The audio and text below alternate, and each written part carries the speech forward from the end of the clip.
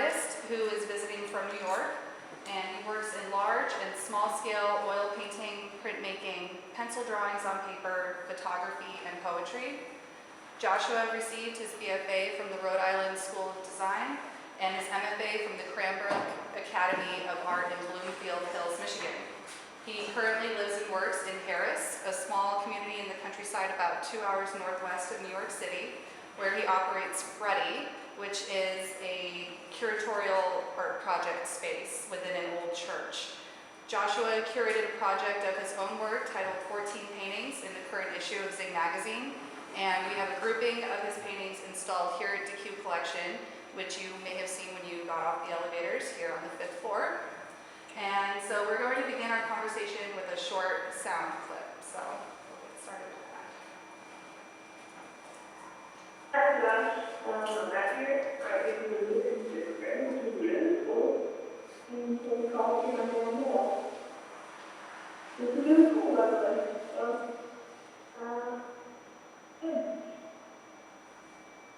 Joshy, I love your art. I love you so much. I'm your biggest fan. My name is Kyle Rudy. Give me a call back. I love you. Hi Josh, I'm here with some friends at the Dikeou Gallery, and we saw your piece and thought we'd give you a call, and it's pretty cool that it's your mail. Alright, have a good weekend. Hey Josh, this is Dikeou calling from Parent Property, Peterson. And this year's 36 and Ranch 28, and I made you one day you. So, our parents, she's 36, she's married, she's not in the ranch, but still, I'm the one that's not too stable and available and ready to be. I feel like I'm that. Hey Josh, you're out here. We're kind of, what was the second half of that we hear you. Call me abstract. Hey Josh, celebration. Just looking at your piece over here in Denver. Keep up the good work. It's fabulous. I seem to be stuck in the exhibit. I spent time on it out. Keep up will be helpful. You decide. Thank you. So what you just heard were voicemails Joshua has collected from people who see Call Me Abstract here at Dikeou Collection, which depicts his phone number 36 times on individual canvases. And I've been in the presence of many people when they make these calls, and they do it with no direct prompt or hesitation. They just whip out their phones, and they're like, let's call him. And so I think it's pretty great because a lot of these people, I think, are kind of afraid of the phone and using it to actually call somebody. People are mostly using emails or text to communicate. And so it kind of brings the fun back of just calling someone to say hello and connect more personally. And in fact, someone called you today, didn't they, from the galleries, Yeah. and you actually answered. Yes, and they were shocked that I answered, which I guess, I don't know why that would be shocking exactly since it's my phone number, but yeah, I did answer the call. And they were happy to hear from you. I actually walked in like right when they just hung up the phone and were like, oh, we can't believe he answered. Yeah. So that was pretty exciting. Yeah. And so how do you normally respond then when people call? Normally these days I let it go to voicemail, in part just because I like recording and having those messages, and to play them for you guys is awesome. But when I do answer, I generally just say, hey, what's up, how's it going? How do you Denver? Whatever, it's just sort of like a friendly, it's unusual that I'm talking and they're talking to a complete stranger, which is kind of the point of the piece. But it's pretty fun. Yeah, again, just that excitement that people have and no hesitation to call a stranger. I think Yeah. that's pretty cool. Yeah, and that really truly is what I was hoping. I love getting these messages, and I love that people call. I think that's a well point. Mm-hmm. So when did you start this call me theme in your painting and wanting to prompt you to engage with your work? I started So, okay, so this is an early example of a painting that I made in 2007 when I was in my second year of graduate school. A lot of these, like the ideas that are the Call Me paintings, and some of the other slides that you can see in a few minutes, I was really developing in graduate school. And I think working in that kind of context was a really interesting way to present sort of provocative ideas that provoke a response. Like, these phone number paintings, I was just really curious to see what would happen if I put my phone number on the painting. Like, how would the quit room respond to that? And so that was really interesting to play around with different ideas like that. Now you can see how they evolved too. It's like the first slide that I showed where it just says call me, and then it says call me with the phone number. Yeah. More of an abstract configuration, and then just Yeah. the phone number. And so there's definitely progression. Right. I mean, in the beginning, I was just writing "call me." I made a number of paintings that just said "call me," and I would guess at that point it was just an idea. And then I thought, you know what, I'd like to literalize this idea. I've never seen anybody paint their phone number before, because it's also one of those things, like it's sort of like a breach of privacy in a way. So to just really make the phone number the subject of the painting was kind of exciting at the time when I was doing that, and precisely because also I would get these phone calls. Like I got a phone call, and the phone calls would come in at different unpredictable times too. Like I've gotten phone calls at 2 a.m. I've gotten phone calls in the middle of the afternoon when I'm having lunch, and I've gotten a couple of phone calls from teachers who put me on speakerphone with their class, and I have to like field questions in the middle of like whatever I might be doing at the moment, walking down the street or whatever. So that, yeah, it's been interesting. So here at Dikeou Collection, we have 36 paintings, and so it's a grouping. Is this, what's like the intention of doing the groups of paintings? Something like this. So this is really like the breakthrough piece that I had in between the summers, in between my years at Cranbrook. So this was made during the summer of 2007. And in the beginning, I was making these paintings that said, hang me, hang me, hang me, hang me. And I liked that was sort of this self-referential sort of, this sort of dark implications there, but then there's also this sort of, what are you going to do with a painting? You want to hang it on the wall. So there's like different ways to sort of interpret it. And I got very obsessed with making groupings of small paintings rather than focusing on one large painting, because I had more freedom to sort of move the paintings around in different configurations, and I got very interested in that kind of idea of like how things are arranged and how that then creates meaning and how it affects conversation. This particular piece here I consider that a single work. It's called Dominizi. It's a self-portrait. And that also comes out of a lot of these sort of feelings that have been consistent in my work, where I have a strong desire to paint and make paintings, but at the same time I'm very kind of skeptical of the whole enterprise, and I often think that painting is a really stupid thing to be doing. So this is kind of about that. So now, so now flash forward a few years. This is now a presentation of my work in New York in January of 2011. It's my first solo show that I had in New York, and this was really 4 years after those other images that you've seen. And here I started getting very interested in setting up basically groupings of paintings, but also I was more interested in setting up rhythms, essentially, and then disrupting the rhythm. So, for example, like with these paintings here in the front, you see 4 abstract paintings, and then on the end you see an abstract painting that's basically been sort of, what's the word, not destroyed, but like defaced, literally by face. And then I think there's some other pictures coming up, but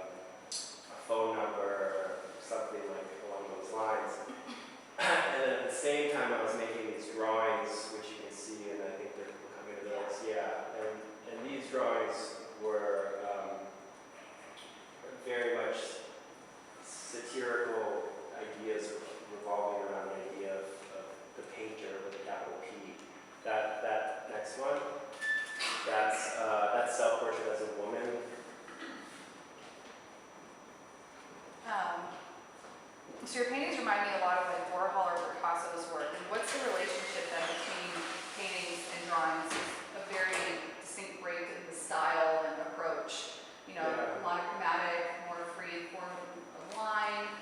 Just I mean, I think that they look good. Yeah, they are. The drawings are much more of, at that time, they were much more of sort of a release in a way. They're very spontaneous in terms of like the way that I make them, versus the paintings were very, very slow. A lot of, much more systematic and almost like, I kind of actually began to think of the paintings, especially the little geometric paintings, almost as like ready-mades.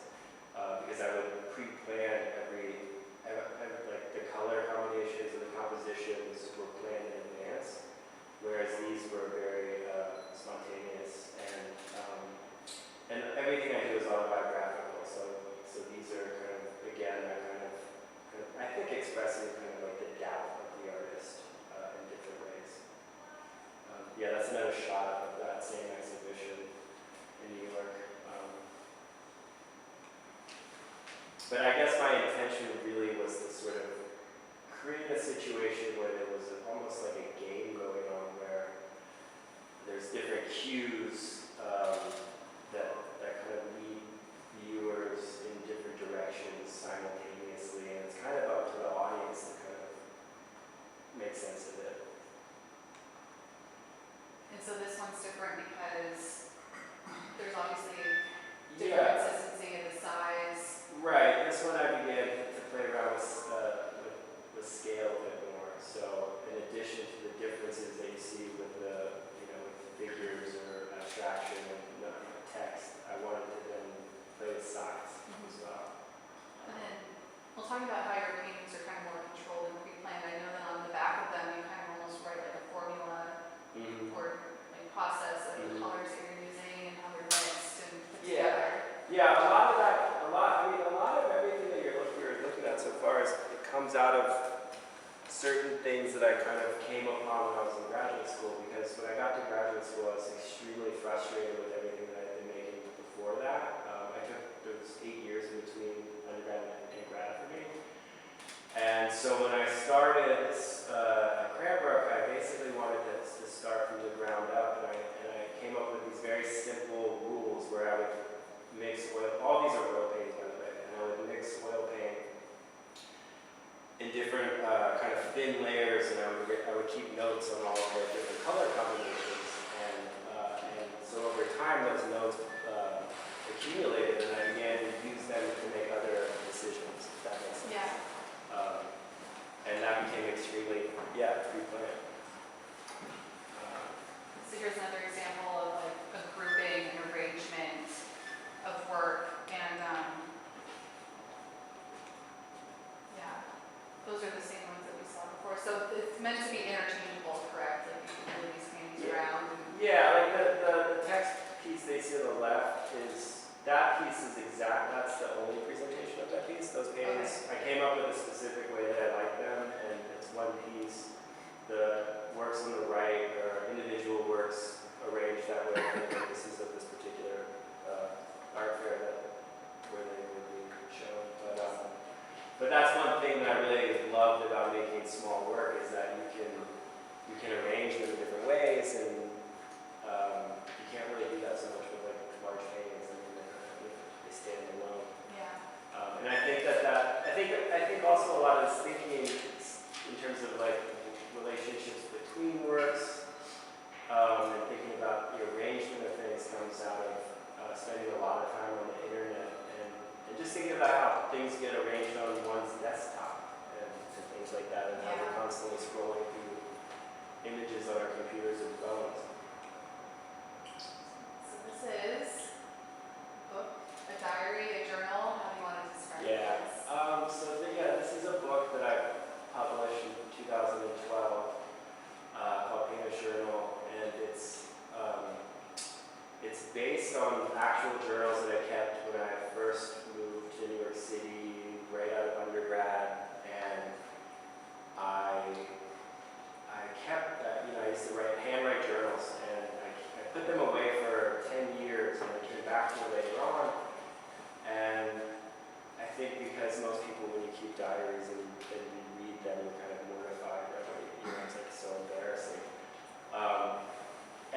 was certainly some things in here that were very embarrassing, but there was a lot of stuff that seemed to resonate still, and it seemed to, there were things in the writing that were then evident in the more recent paintings, and I was kind of interested in that because it took me by surprise, you know. And so, yeah, so this is basically a book that I worked on off and on for about 4 years, and then presented it to the public in a limited edition run,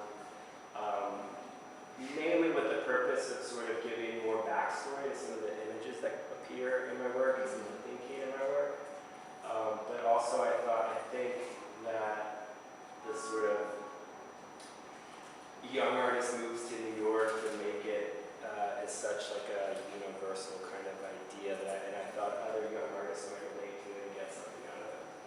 So this idea of the artist, actually like the famous artist with a capital A, as you describe, is something that you relate to a lot in your work, and especially something like the book where, you know, the title Painter's Journal, you're giving yourself that title as the painter, the artist. And so the artist is almost kind of like a character or a performer, and the presentation of the art is something like performance, and art making as an activity, I know is an important theme that you work with. So you seem to be kind of generating out of work like this. Yeah. So the other thing that I think is, the thing about producing a lot of paintings is that it becomes, it's not like producing a lot of prints, because prints are machine made.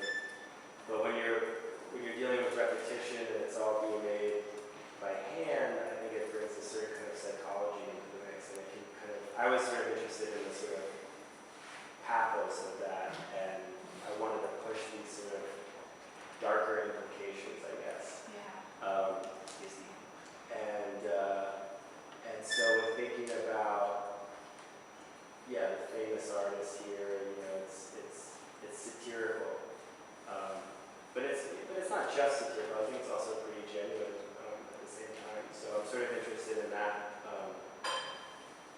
you know, where those things can meet in a way. Yeah, so like the emphasis on this painting on the palette, you know, being so large, kind of being, you know, like avatar almost is the palette, and then the shoes being so large to kind of relate to the fact of like being on stage and performing, Absolutely. dancing, Yes. doing an activity again. Yeah, absolutely. And so again, with performance, you kind of take that into a different area too when you started what is known as art blog.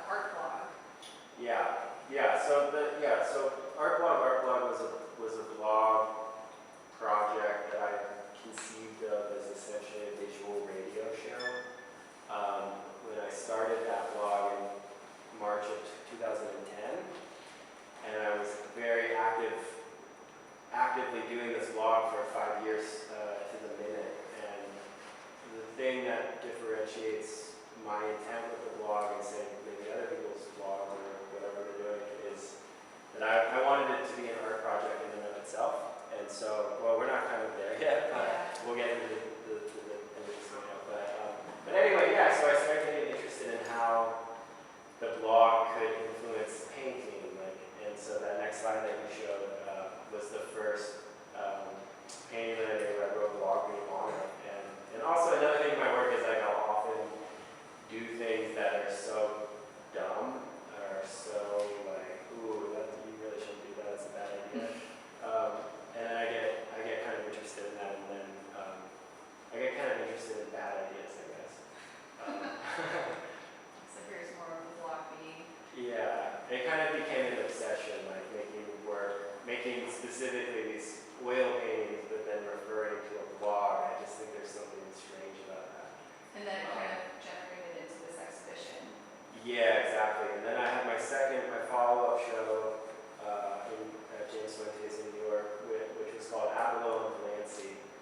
And that, again, even the title of the show is really like referring to this idea of like performance and how the blog itself became very performative because it was so kind of socially minded in a way. Like I was reading so many people as a result of having this blog and helping to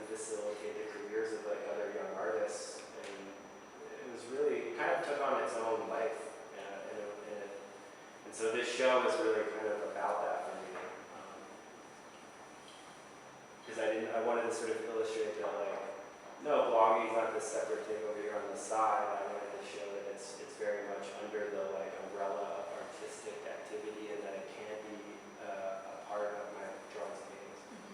And so the stack of paper there in the middle, Yeah. what's that for? Yeah. So that's, so with this exhibition, I also decided to make a newspaper. In other words, I wanted to make my blog analog again. And so I did this newspaper, which featured works by other artists, and an interview I did an interview with an artist that I really love. His name is Beery. And he's an older guy.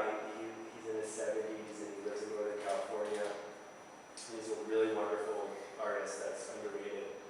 And so I kind of made him the main focus of this newspaper. And it was great because it was also a way for people to come see the show. The newspaper was an edition of 1,000. By the end of the run of the exhibition, all of those newspapers had gone out into circulation. And that was also exciting to not make the show. I mean, yes, it's my solo show, but it was also a way to sort of be more democratic about it, or like share that opportunity with other people. Yeah, and like you described the blog function where you put your artwork on there, but then of course like post exhibitions or friends' work or writing that you found interesting and integrate it. It really was the blog that helped you get noticed within the larger New York art community. Yeah, absolutely. I mean, when I first started the blog, I wasn't even living in New York. I was living in my hometown in Maryland, outside Baltimore.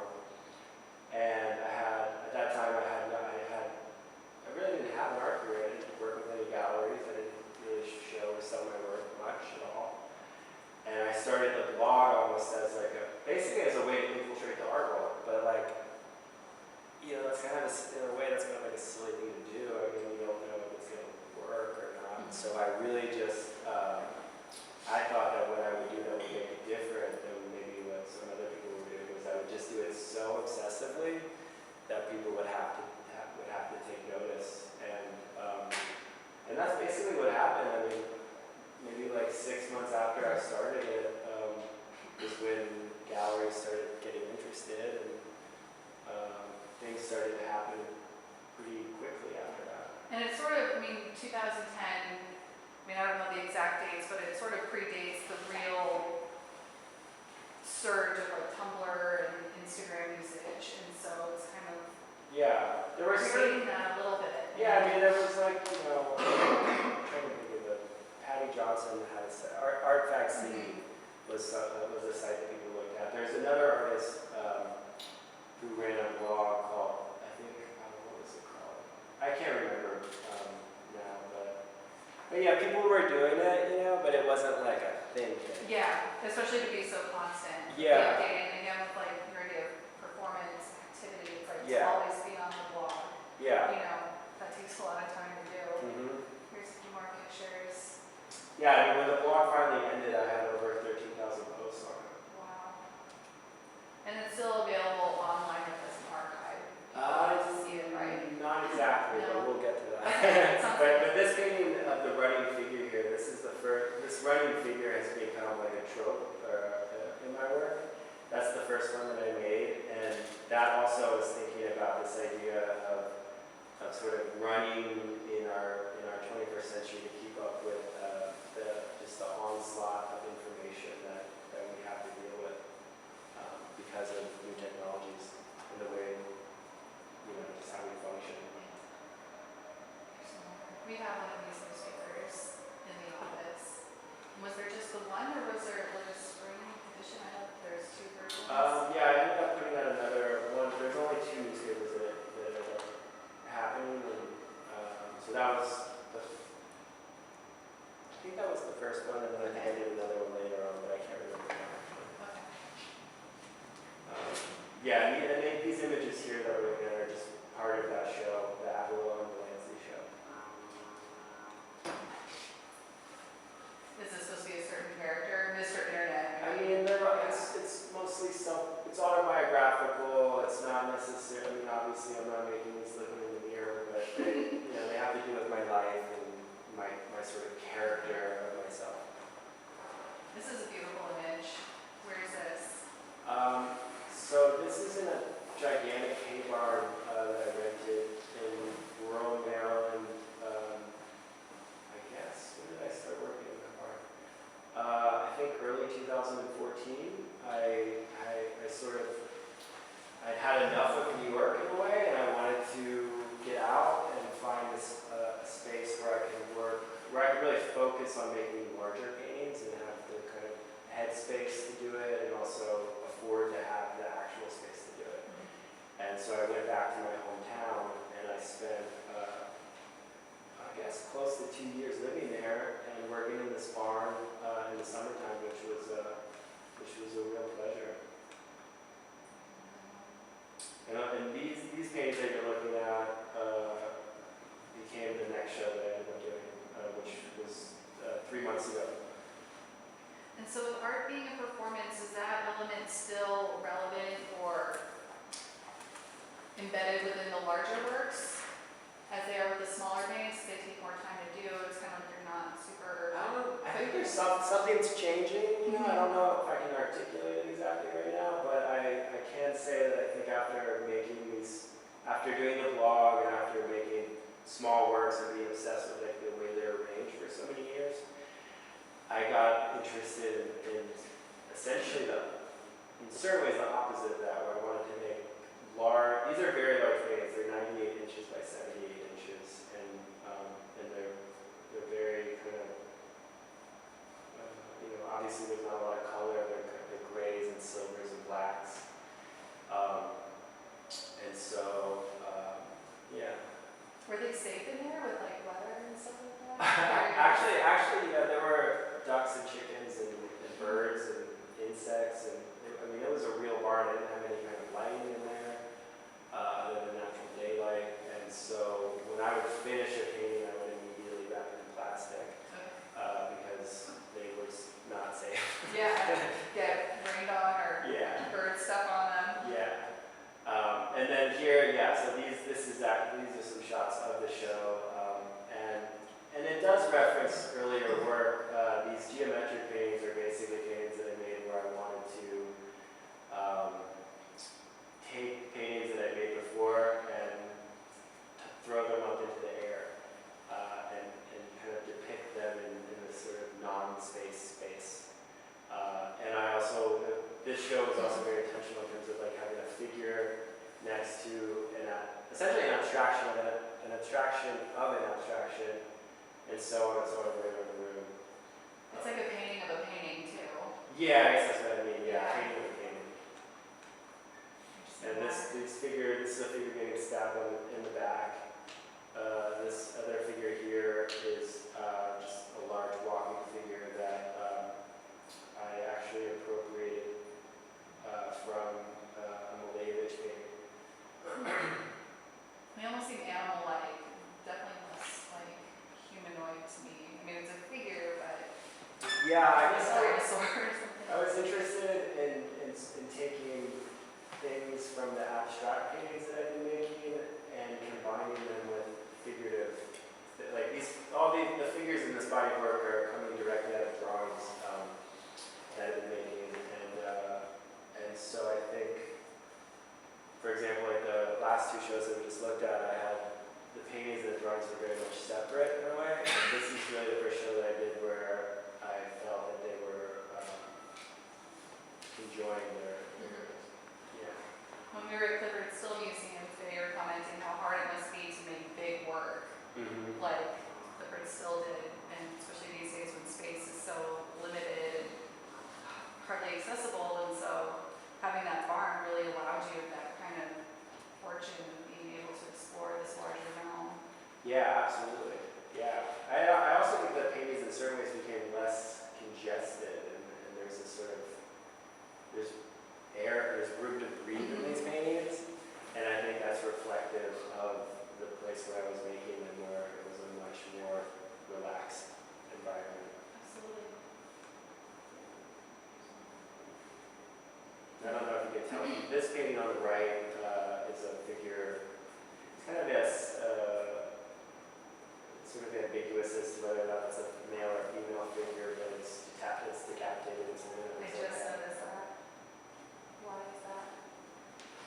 I don't know. And this is, so like how I was explaining before about the blog wanting to exist as an artwork in and of itself, that was like a really tough sell in terms of like getting people really to understand what I was talking about. And so I was really excited about this because it was I ended the blog, I worked with people that helped me back it up, all 13,500 posts or whatever it is onto an SSD drive. And then I worked with some designers and we came up with this packaging for it, which is intended to essentially be like a sculptural object in and of itself. And so this work was presented alongside paintings, and so for me that was really important. Are there several of these, or is it just one? It's an edition of 3. Okay. When we were talking earlier, it kind of reminded me of a coffin, being like, rest in peace, art blog, like that in there. Yeah, so this is one of the last things that happened on the blog. The thing is too, is if you try to look at the blog now, you'll notice that every image on the site, every post on the site has been replaced with an image of a running witch, and which is that little, that's why that guy is there. So the only way to view the original content is if somebody at the institution or somebody acquires the work and then makes it public, which I very much want them to do. Because it's also really an interesting time capsule. If you go back and you look at the posts of 2010, 2011, and 2012, there's a lot of studio visits that I did with artists who at the time nobody had ever heard of, and they have gone on to have really significant careers. And so it's like kind of interesting to see, like, to have documentation of that process. Absolutely, very important. So here's another clip from the blog, just an example of the type, well, this is your Instagram, not from the blog, Yeah, but yeah. kind of similar though, referencing things or highlighting things that interest you. Yeah, And you yeah. said that this was a quote about magic. Yeah, this was a quote about magic that really stuck with me and really formed this witch figure that has become sort of a consistent symbol in my work. Which is next. Yeah. There she is. Yeah, and these paintings, this body of work was actually the first body of work that I made when I moved it out of the city. And these paintings were made in that barn as well.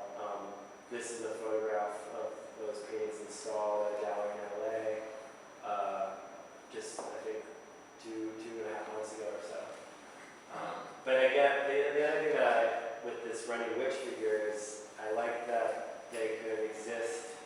They could run around the space of the gallery, but more than that, I knew, where we live in these pictures are documented and they exist as JPEGs. And so they're running not only through an actual space, but they're running through time and space. And I think that was a big part of my thinking.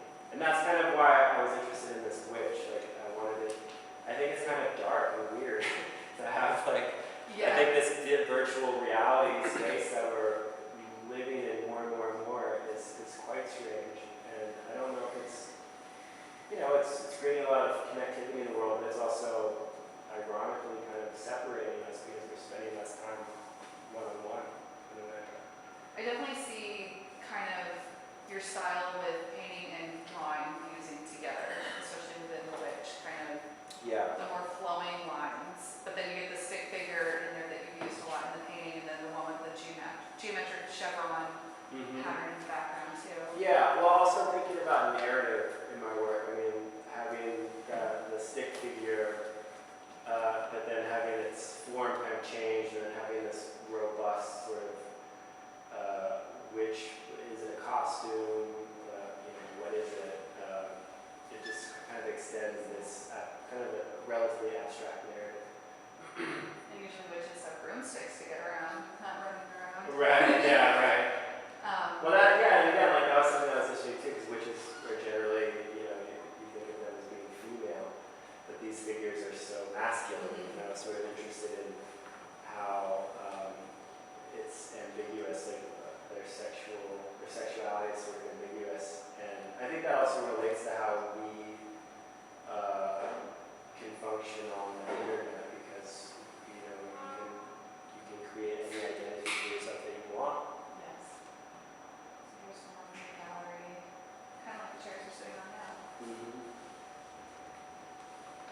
And so, And this yeah. packaging here, these symbols are like the symbols that go along. If you buy any kind of like electronic device, those symbols will be on the, it's like required by law that they're on the packaging somewhere, but generally they're very small. And so we decided to kind of blow them up and then to infiltrate that with the running witch.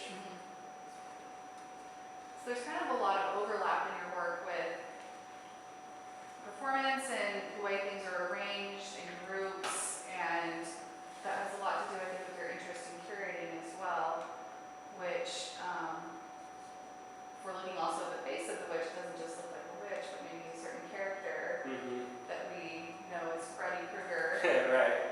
Yeah, so around the same time that I started developing, or I guess getting very obsessed with this witch, I also moved, well, like I said, I moved down to rural Maryland, but then I also started a gallery project in Baltimore in this little storefront here called Freddy, which was a little bit of it refers to my hometown, which is Frederick, and my sister and I for many years joked around and called it Freddy, and we would always be, you know, there's this line in the Freddy Krueger movies that come to Freddy, and so that was just sort of a private joke, but more publicly it's referencing Freddy Krueger, and I also knew that, or my intentions really were to sort of segue the audience that I have for my blog into this project, and I knew that the audience that I had for my blog, of course I'm sure there were some people in Baltimore that followed what I was doing, but like the audience for the blog was much wider than that. I mean, it really existed internationally, and so I thought there was an interesting relationship there between sort of, you know, Freddy Krueger being this character, fictional character that lives in dreams, and I thought this project could kind of live primarily on the internet space, which is sort of similar to that in a way. And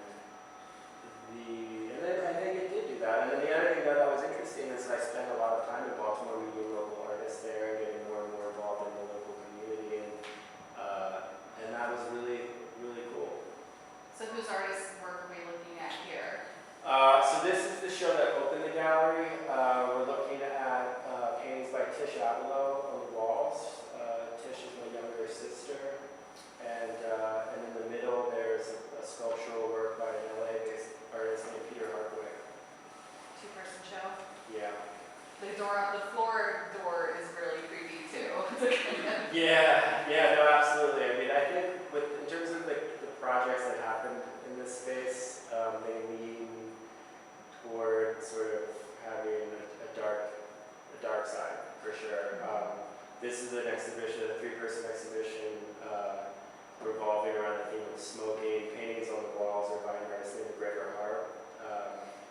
The package with the man there is by an artist that's no longer living named Robert Laughlin. And on the table are ceramic lung cancer ashtrays, which I think are fantastic. Who made those? Becky Howland made those. She's an artist based in New York, and she's been around for quite some time. These works were made in the 80s. I think those are from either 82 or 84. This is a show that I'm pretty fond of because it's by an artist named Nicholas Buffin, and he made an basically that house there that you see is these things are all made out of foam, and they're really they're kind of scrappy, but at the same time they're quite well made. And so anyway, yeah, that little house there is a reproduction of Freddy Gallery, and his theme was called, his show was called Hit the Road, and it was essentially about making a pilgrimage from his apartment in New York to Baltimore. And so these, I don't know if there's any pictures of this, but there's, well, yeah, there we go. Yeah, so that's the gallery. I kind of like how instead of pilgrimage to New York, it's from New York to somewhere else. Yeah, well, it's cool because the house here is relatively large, but the house that he made of his own residence is like very, very small. And I said, oh, why do you make your house so small? He was like, because it's receding into the distance. Because I'm on my way to Baltimore. This is one of my favorite shows. This is an artist named Albert Mertz, who died, I think, in 1990. But for the later years, he worked only in red and blue. And I relate to certain things in his practice in terms of like setting up limitations and then trying to work within those limitations to really push. And there's also a real minimal aesthetic going on here, but there is a kind of humor as well. So he's no longer living, and then another artist, one of the other shows that we saw was also deceased. Do you have any connections to their family or estate or just other galleries that have their work? I saw online actually an exhibition of Albert Mertz at a gallery in LA called Tiff Siegfried's, and I just really loved the images, and I started doing some research, and the more I kind of learned about this guy, the more interested I got in the work. And I just wrote to Tiff, I didn't know her at the time, and I just said, hey, I'm doing this project in Baltimore. I really love Albert Mertz. Would it be possible to talk to you about what might be possible? And she said, yeah, that would be really interesting. Let's get together. And it just so happens that Tiff is friendly with Albert's widow. And so that's kind of how that happened. And he's I think he's Danish, I think. So she makes pilgrimages over there to Copenhagen. Or Denmark. And so you're no longer in this space anymore.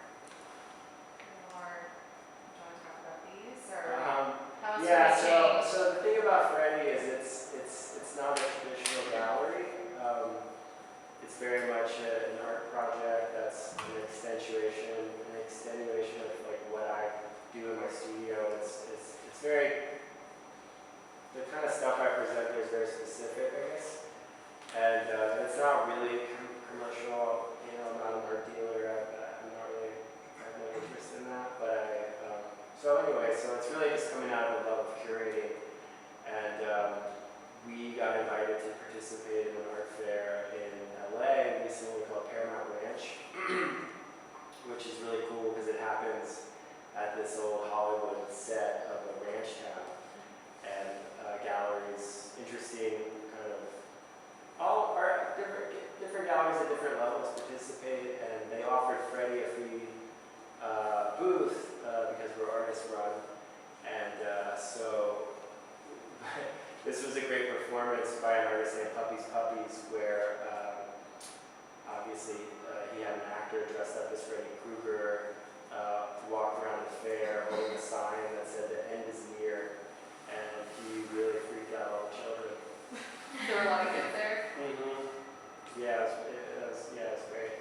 And so this is my new home in upstate New York. It's a church that was built in 1920, and it's quite large. It's about 3,000 square feet, and it'll be my primary live workspace. And in the back is the new Freddie. And in terms of, it's just the perfect location really in a way, because it's still a destination. I'm interested in the idea of people having to make a pilgrimage to a spot to see the art. I think it makes it more experiential. And then it's also creepy. There's a graveyard in the backyard, and it's an old kind of crazy church. It's kind of a great environment to see art. There's a witch art in there. Yeah, and this was the first show that happened. And buying this church has taken some time for various reasons, but when I was in the process of trying to buy it last summer, I got permission from the owner to do a one-day show of these witches. I just couldn't resist showing these particular paintings in this particular context. So yeah, it was, Outside too. yeah. So for one day, it was safe out there Yeah, against exactly. the elements. Yeah. More inside. It's very beautiful. Yeah, it's in great condition. The guy that I bought it from is an architect, so I felt pretty good about that. So the space that we're seeing in this particular area will be the exhibition Um, part of the church? This space is going to be my studio, Okay. but it also it's kind of a malleable project. Like if there was a certain kind of exhibition that needed a larger space, I would probably clean up my studio and we would set it up Yeah. and take pictures and Switch it have around. it open. Yeah. So, Well, thank you, Josh. We covered a lot of ground today. yeah. I think this is a lot of fun. And if anybody has questions, we have some time to talk a little more. Yes. I was actually wondering, going back to the phone number paintings, Mm-hmm. if you have any anxiety about the prospect of needing to change your phone number for any reason. I don't get enough phone calls for that, you know? I mean, like, if I was getting calls, like, every day, I mean, you know what I mean? But, And I don't mean exactly like anxiety about like getting too many phone calls. yeah. What I mean more is like anxiety over the nature of the work. Like if that's no longer your number, if it's just a number. Oh, well, I've had that phone number for, I think, 16 years, and I have no intention of changing it.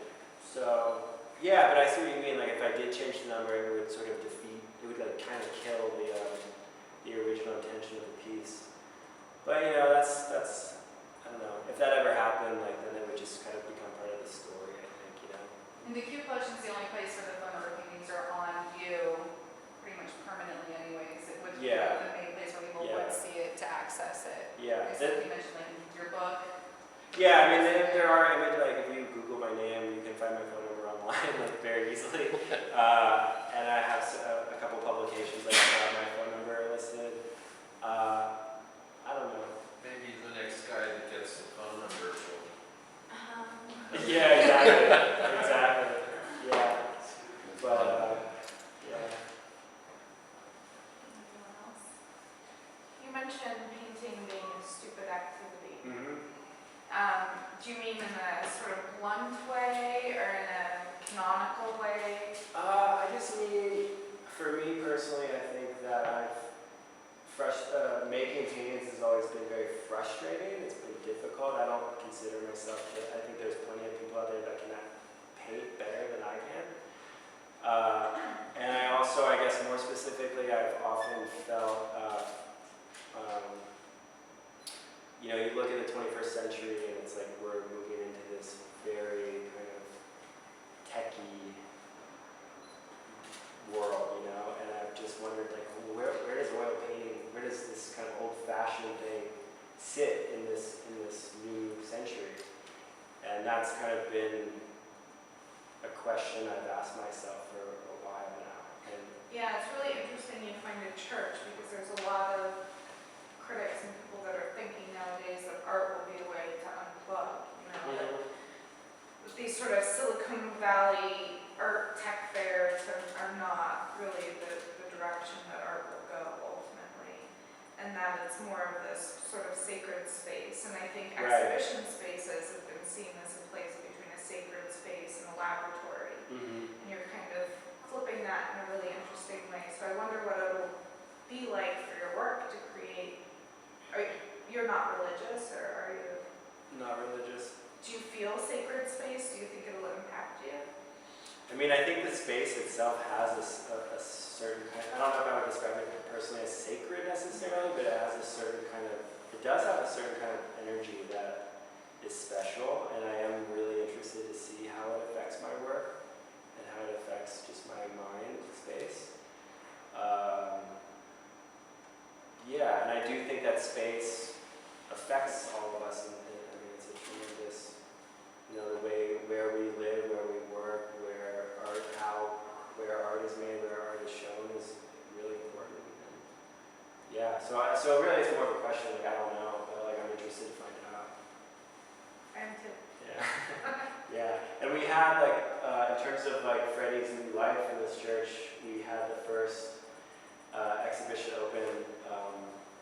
forget the exact date now, but it was like, not long ago, like 10 days ago or something. And the show is called Bill and Ted, and there's an interview as part of the press release where they sort of talk about the roving context of the gallery and kind of linking that to time travel, and so there's these these interesting overlaps. Yeah, and the exhibition itself features these small paintings of candles. I think with the church now, I'm thinking more even beyond like thinking about dreams and whatnot in terms of like the Freddy theme. I'm also thinking about like specifically like the church theme and like exhibitions that like have something to do with that. Whether it doesn't have to be literal, but Yeah, it seems like a pretty open sort of touchstone. yeah. Yes. So you were calling virtual reality strange, and it definitely is in some ways. That being said, do you think it's a possibility for a young artist to emerge without like a blog or a website, and be as successful as an emerging artist would? I don't think there's any set rules, I think everybody's different. I know that for me, having like a presence online has been helpful, but I don't think it's a prerequisite by any means. But it is a way of getting exposure for yourself, and I think that tends to be positive if that's what you're looking for. If you want people to notice you, and if you want, you know what I mean? Yeah, I just feel like that there's like a fine line between like exposure and maybe self-glorification Yeah. or Yeah. privacy even. Yeah, for sure. And I think that's why, in terms of like my own work, there's been like a heavy self-deprecating bent to it. Yeah. Yeah.